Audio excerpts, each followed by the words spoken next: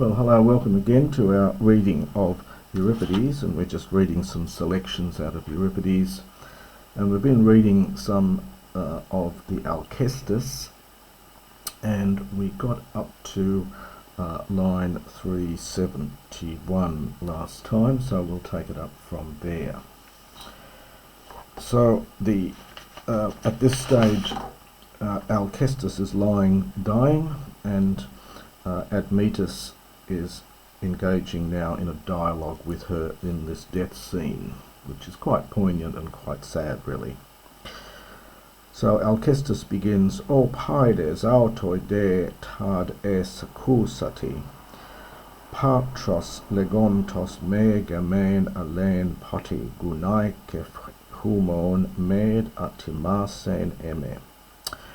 O my children, you yourselves, indeed, you have heard, and it's taking a genitive on the next line, your father speaking these things, saying these things, that he will not marry, he will never marry, not ever marry another woman, nor, well, it's humin, literally against you, so to your detriment, perhaps, for this one. Epi plus the dative can often have that sense of against.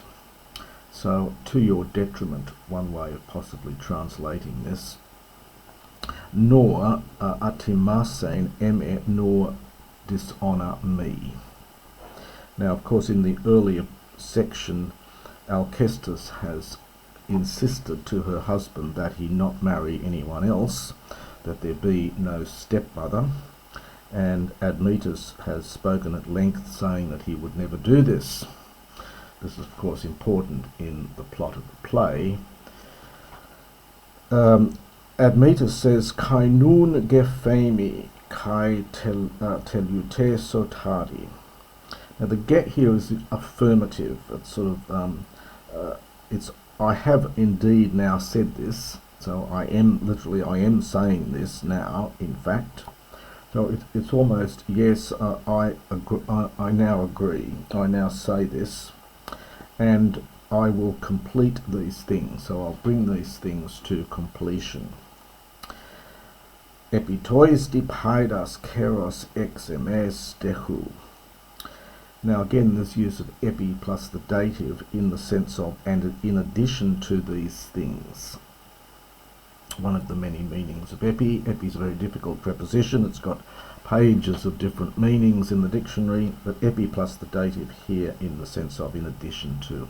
So in addition to these things, as well as this, deku, imperative from decamai, receive the paidas, the children, ex emes keros, from my hand. Admetos says, decamai, philon gedoron ek philes keros. I do receive them. And again we get an affirmative, so indeed it is a dear gift, ek philes keros, from a dear hand. We get a shortened form for care. It's normally got an iota here, but probably for the sake of meter it's been shortened, so from a dear hand. From care, a hand. Sunun genu tus diant emu mate technois. Lots of spondies in this line because it's quite a emphatic, it's quite a ponderous, emphatic line. So you now become a mater, a mother, for these children, the toisdi goes with the technois, and emu, in my place.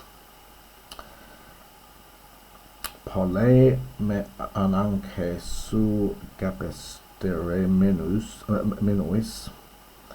A slightly elliptic line for the first part here. The me is, the m is probably meh rather than moi. You don't generally get moi lided, although there are, I believe, examples of this. You have to understand something like much necessity, understand compels, taking that from the noun, and then me. You could also render it, there is much necessity for me, but that would require a moi here, and I'm not sure whether that's correct or not. The commentaries may elucidate a bit more. So I would take this as much necessity, understand, compels me, and the get again is an affirmative. Indeed, now this is for them having been deprived. It's a perfect passive participle. It's referring back to the teknois, for these children deprived of you. In other words, yes, of course, I will have to be their mother as well as their father. Necessity compels me because they have been deprived of you. O teknohoti ten kren me aperkamai kato. Now Alkestis here now speaks to the children. O children, literally when, so at a time when it was necessary, imperfect here from Cray, at a time when it was necessary for me, Tsane, to live, ap urkamai, I am going away, kato down, so I am departing down, downwards. Admetos, oimoi tidraso deta su monu menos. Question here. Oh, alas, what will I do then? Me, literally having been made alone of you. So having been left alone by you, we might translate in English. So if I'm left alone by you, what then will I do? And Alkestis replies, Chronos malaxe se uden est hoc kathanon. Time, malaxe is the future from malasso. The stem of this, I think, is malak, and then you get malaxe in the future. So time will soften you, literally. Uden est hoc kathanon. Literally, for the one who has died is nothing. So I think the sense is that the dead, once the dead sort of no longer exist, once they're dead, they are nothing. So the dead no longer exist.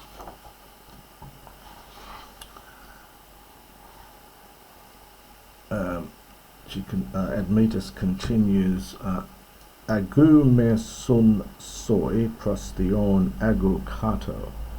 Now the agu here is a middle imperative from ago.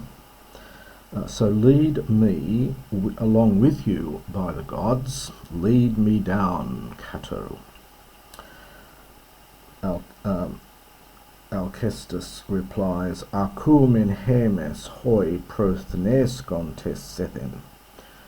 Which is perhaps a slight barb almost here, because she says, we, the ones who are dying on behalf of you, are sufficient. So our death is sufficient, we who die on your behalf. Admetos replies, O daimon hoias sutsugu mapos teres.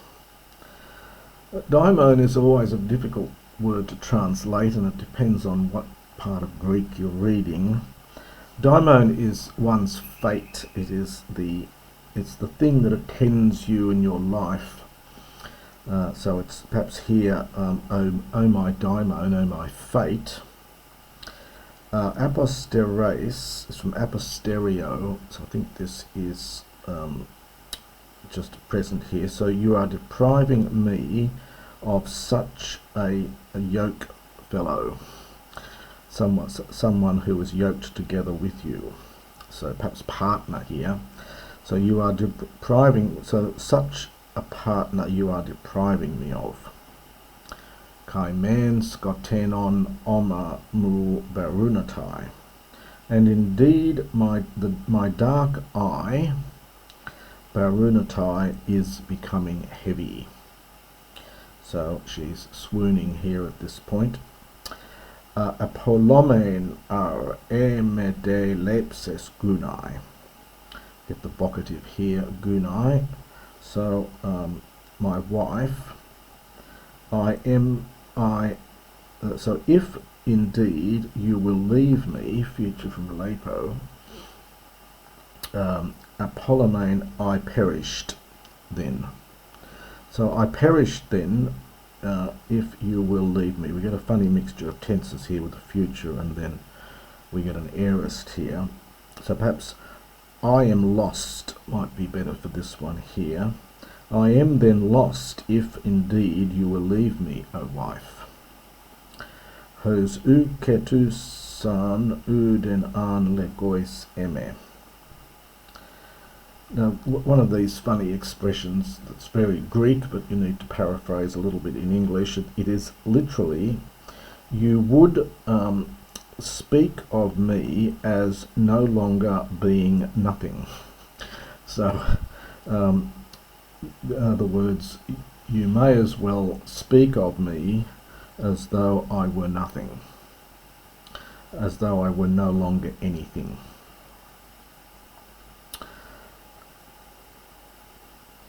So the sense of it is, you have to understand, you would be correct if you said that that I am no longer anything.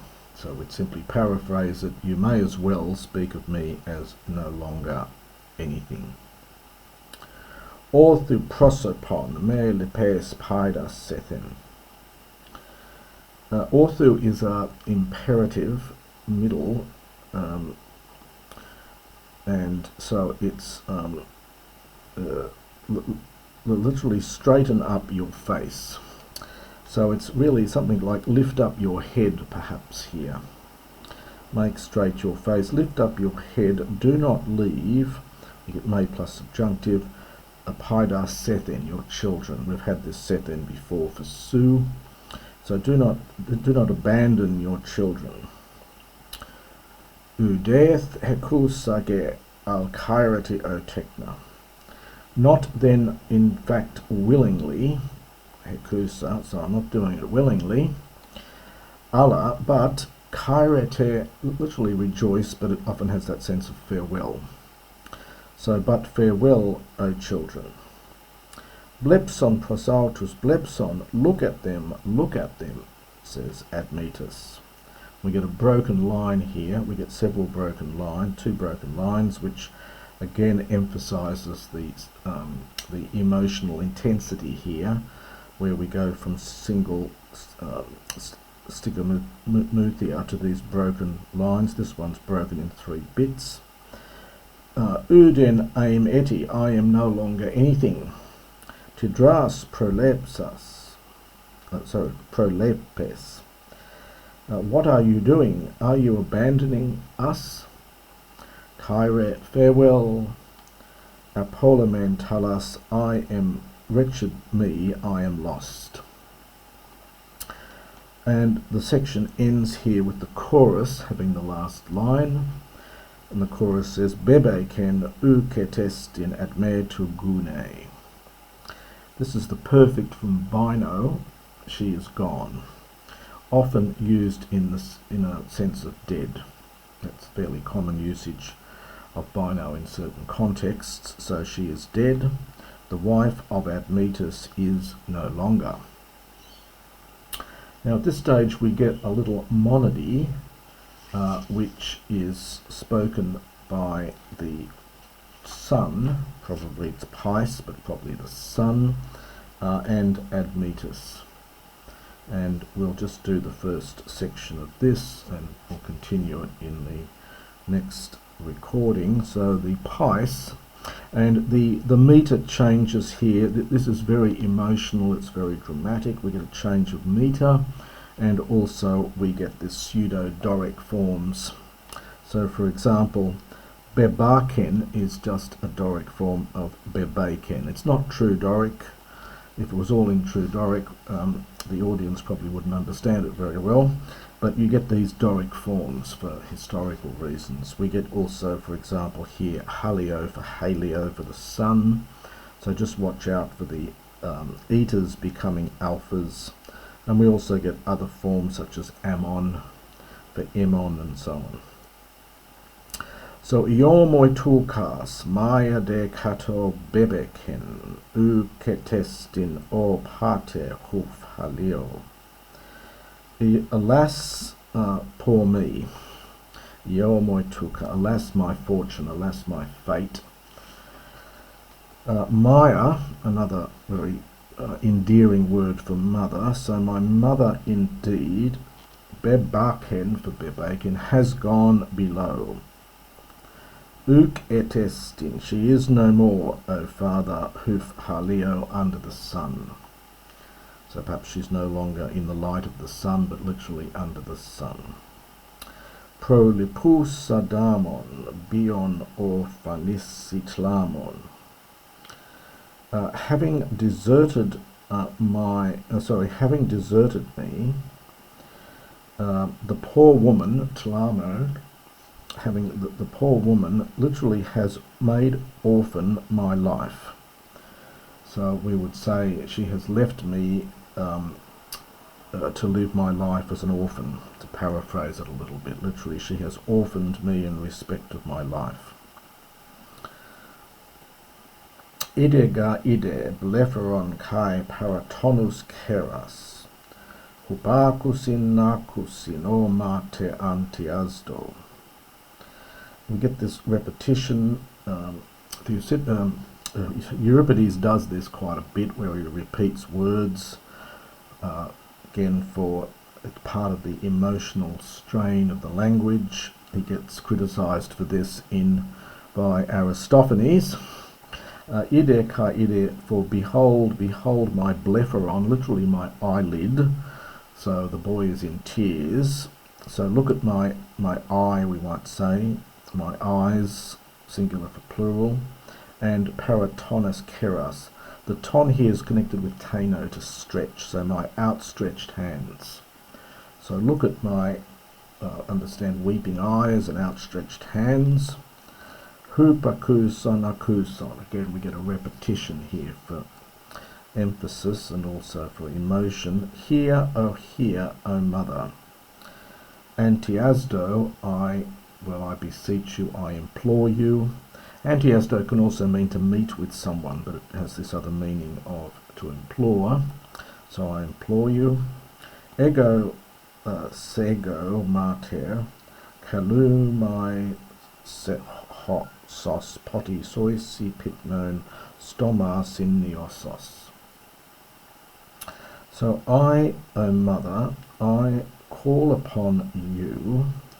I, hot sauce nosos. A nosos is a chick, and this is quite a common metaphor in Greek for a young child, is often described as the parent's little chick. So so your chick, so I, your chick, I call you. Pitno is a poetic form for pipto, literally having fallen towards, poti for pros, your stoma sin, literally mouth, probably here the sense of lips. So in other words, he's kissing her lips. So I call upon you, your chick, as I fall upon your lips.